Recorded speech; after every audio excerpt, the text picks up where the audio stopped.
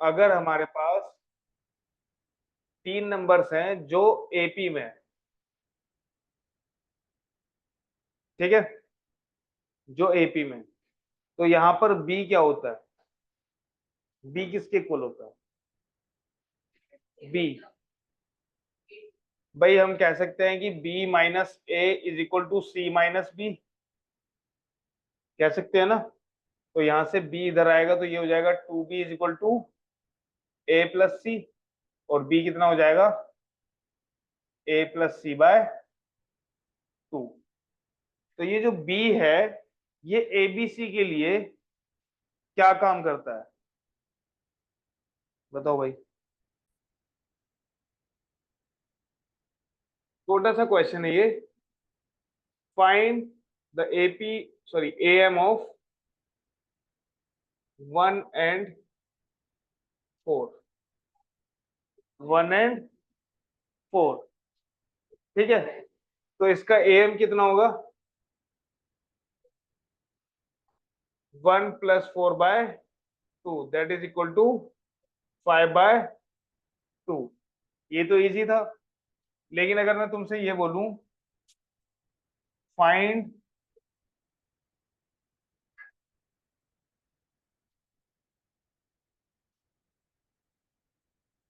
2 AMs between 1 and 4, दो arithmetic भी हैं, 2 और 3, इसका आंसर बताओ क्या होगा। तो 1 2 3 4 हो जाएगा। तो ये तुम्हारा कितना हो जाएगा? हमें 2 नंबर चाहिए ऐसे, ठीक है। तो पहला है लेट्स से 1 4, ये दोनों एक्सट्रीम नंबर्स हैं, ठीक है। इनके बीच में ले लेते हैं 2 नंबर्स हैं ए और बी, या जनरली लेते हैं यहाँ पर AM1 और AM2, ठीक है जी। तो यहाँ पर AM1 कितना होगा, कोई बताएगा मुझे? कितना होगा? 1 + AM2 डिवाइडेड बाय 2, ऐसे लिख सकते हो, हाँ या ना? नहीं लिख सकते? लिख सकते हैं ना, ठीक है। अच्छा AM2 क्या होगा? AM1 + 4/2। तो यहां से क्या इक्वेशन बनती है हमारी? 2AM1 - AM2 = 1। और यहां से क्या इक्वेशन बनती है? 2AM2, 2AM2, और ये क्या आएगा? -AM1 = 4। यही होगा, यही होगा ना। इनको सॉल्व कर लेना बेटा, क्या आएगा? चलो देखो, ऊपर वाले में 2 से मल्टीप्लाई कर लेते हैं, तो ये 4 हो जाएगा, ये 2 हो जाएगा, ये 2 हो जाएगा, कैंसल आउट। कितना बचा ये? 3AM1 = 6। तो AM1 कितना आ गया तुम्हारा? 6/3, that is equal to 2, that is equal to 2। और AM2 कितना हो जाएगा बेटा?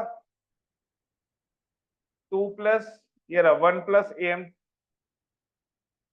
+ 4, 6, 6/2। तो वो दो नंबर्स कौन कौन से हैं?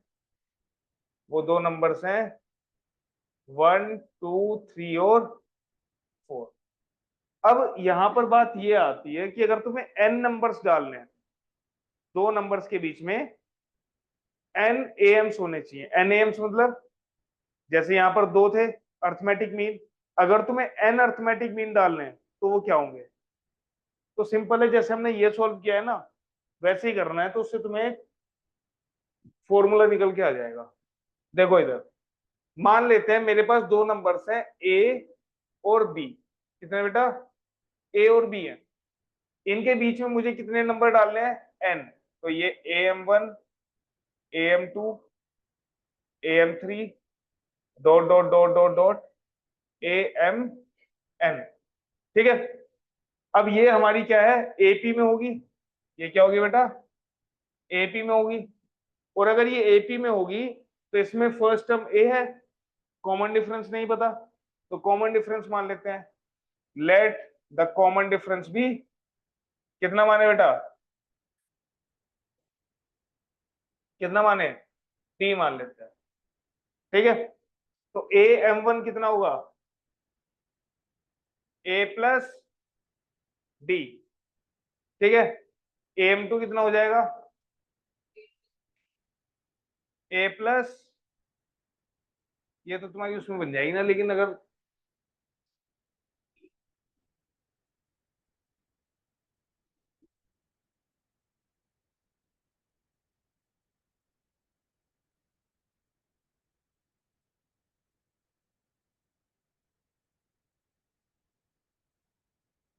ए एम थ्री क्या हो जाएगी, ए प्लस थ्री डी आ जाएगी, है ना।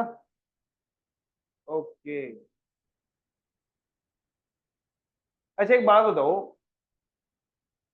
कॉमन डिफरेंस कितना होगा मुझे चाहिए, ये ए और बी में ही चाहिए। डी जो है ना, डी यहां से गायब करना है मुझे, ए और बी में ही चाहिए चीजें। क्या आ सकती है बताओ, डी को और क्या लिख सकते हैं हम,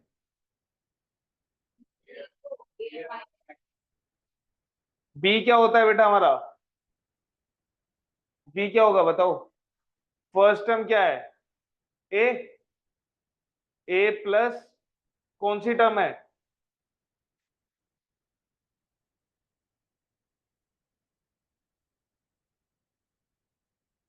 बी हमारी कौन सी टर्म है ये बताओ, दीक्षा तुम बताओ, बी कौन सी टर्म है हमारी। Sir last term. नहीं लास्ट तो है, कौन से नंबर के, नंबर कौन से पे आ रही है, सर एल। nth नंबर पे, शर्म कर लो, तुम बताओ भाई कौन से नंबर पे आ रही है।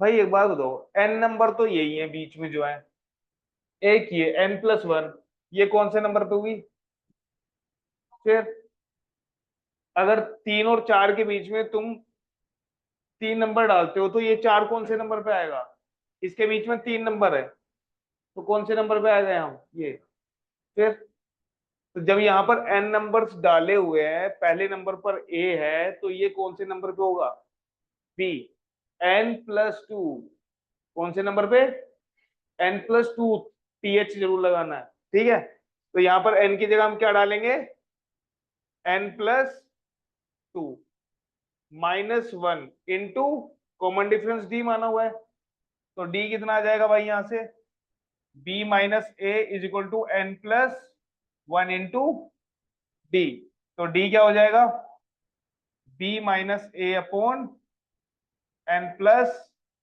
वन। क्लियर है, तो यहाँ पे जो पहला ए एम आएगा वो क्या आएगा, ए plus B minus A upon N plus one.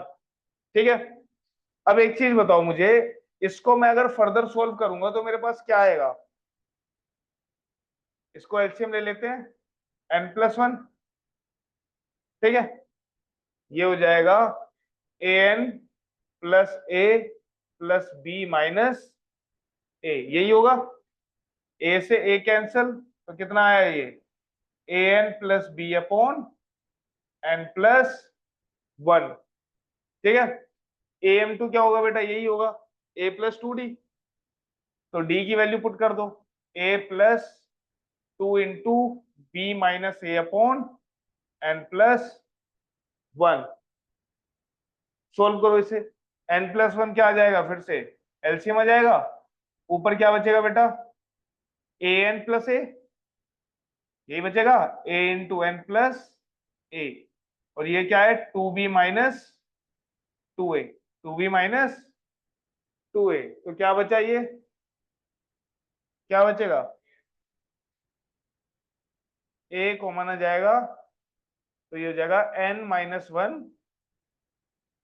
N minus one, N minus one ही आएगा ना, minus two A plus A कितना होता है, माइनस ए, तो ए एन माइनस ए को हम क्या लिख सकते हैं, ए कॉमन लेके n-1 और ये क्या है 2b अपॉन n+1। ठीक, am3 बताओ भाई कितना होगा, a+3d होगा। ये तीसरा टर्म नहीं है, टर्म फोर्थ है। am3 कौन सा है, फोर्थ टर्म है। तो यहाँ पर d की वैल्यू पुट करो, कितना आएगा a+3 into b minus A upon n+1। तो यहाँ पे इसको सॉल्व करेंगे, कितना आएगा a into n plus A plus 3b minus 3a by n+1। कितना आ जाएगा ये हो जाएगा a into n-2 plus 3b bye n+1। ठीक है जी। अब एक चीज देखो जरा, ये अब हमें पैटर्न देख लेना चाहिए।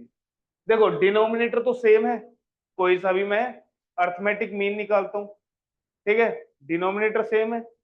न्यूमरेटर में अगर हम देखें तो b का कोएफिशिएंट चेंज हो रहा है, पहले अर्थमेटिक मीन में 1 आ रहा है, दूसरे अर्थमेटिक मीन में 2 आ रहा है, तीसरे अर्थमेटिक मीन में 3 आ रहा है। क्लियर है इतना? और क्या हो रहा है बेटा, a का कोएफिशिएंट चेंज हो रहा है। a का कोएफिशिएंट क्या है n, यहाँ पर कितना है n-1, यहाँ पर n-2। तो यहाँ पर कनेक्शन अगर देखें तो ये कितना आ जाएगा, यहाँ पर 3 है तो यहाँ पर कितना आएगा n में से n+1। ठीक है बेटा,